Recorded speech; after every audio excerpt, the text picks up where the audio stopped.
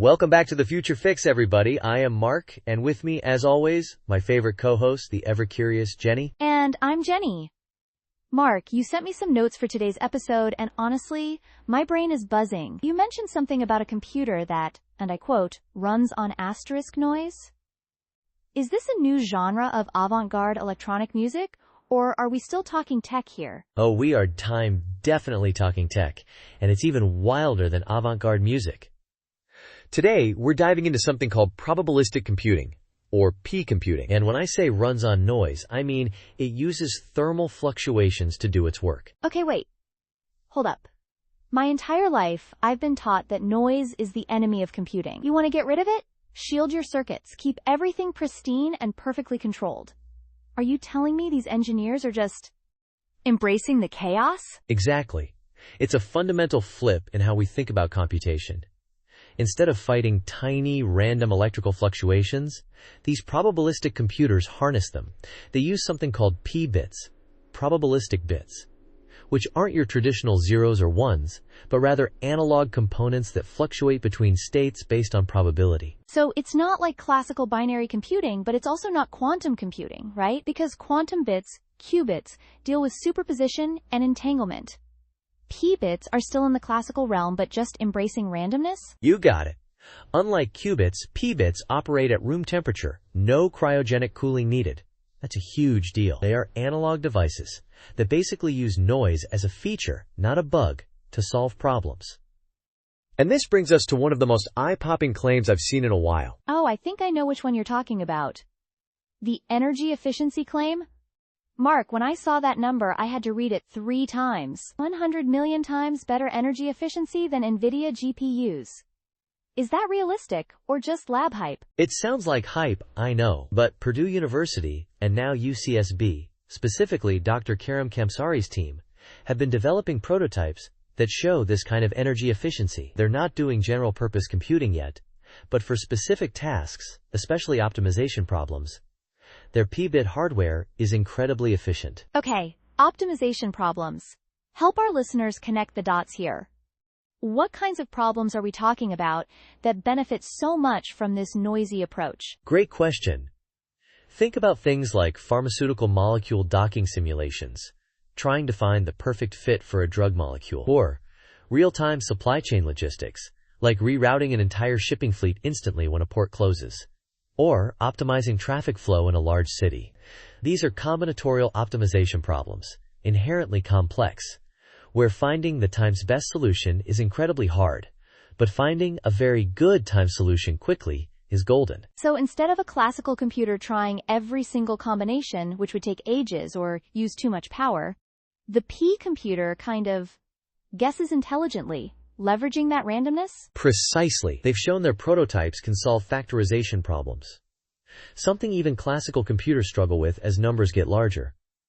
About 156% faster than FPGA implementations. It's not about finding time's answer, it's about finding time's answer faster and with vastly less energy, often getting to a good enough solution quickly. That's fascinating. But if it's so amazing, why aren't we seeing P-bit chips in our phones and data centers tomorrow? What are the catches? The ever-present scaling challenges. Right now, communication bottlenecks become a significant issue beyond about 50,000 P-bits. Getting that many analog fluctuating components to talk to each other efficiently, especially when they might need less than 15 nanometer wiring density, pushes fabrication limits. It's hard enough to get deterministic transistors to work at those scales, let alone probabilistic ones. So it's still very much a lab-based technology. The leap from a few thousand P-bits to the billions of transistors in a modern GPU is immense. It is. While the UCSB team is exploring hybrid integration, combining CMOS control layers with P-core matrices, it's still experimental. We're looking at a gradual industry transition, probably starting with embedded controllers, like in automotive sensor fusion, before moving into data center accelerators or consumer devices. You know, this reminds me of the early days of quantum computing. Lots of promise, specialized applications, significant hurdles to scale. What do you think the major differences are? That's a keen observation, Jenny. One key difference is the room temperature operation of P-bits. Quantum computers, with their need for near absolute zero temperatures, involve massive infrastructure and energy costs just for cooling. P-computing avoids that from the start, which could accelerate its path to certain niche industrial applications. And then there's the ethical side, which you flagged. You mentioned it could disrupt cryptocurrency mining energy consumption, which sounds good environmentally, but then there's potential job displacement in semiconductor manufacturing. That's a classic technology dilemma. It is. If these probabilistic systems can do the work of, say, Bitcoin mining with a fraction of the energy, it could drastically reduce the carbon footprint of proof-of-work systems. But then you have a workforce that's been geared towards traditional chip fabrication, and they might need to reskill.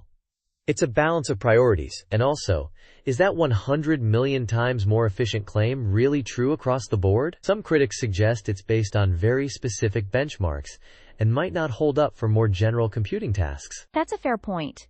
It's important to look at those claims with a critical eye, especially when the numbers seem so staggering. But even if it's, say, only 1 million times more efficient, that's still a huge leap, right? Precisely.